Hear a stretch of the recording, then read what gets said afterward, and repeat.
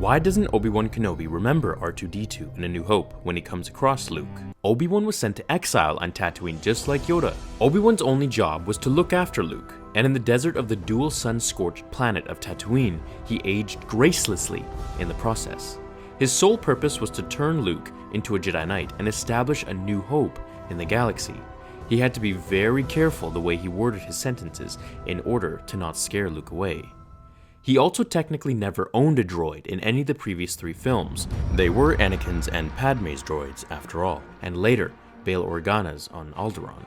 He merely told Luke he never remembered owning a droid, which was exactly the case with C-3PO and R2. To save Luke from being scared off, it makes sense that he would simply say he doesn't remember owning a droid, easing into their new friendship much more smoothly and not shifting the focus onto him, but rather what his purpose was, which was to give Luke Anakin's lightsaber. Now, the canon novel Star Wars New Hope, The Princess, the Scoundrel, and the Farm Boy was released in 2015, and there was a passage in it that backs up my theory just mentioned.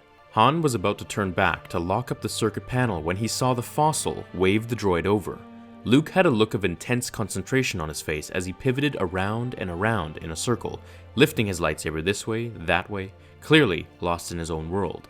The R2 unit moved to Ben's side, as if it were his faithful pet, an image that was further reinforced by the old man stroking a hand over its domed head.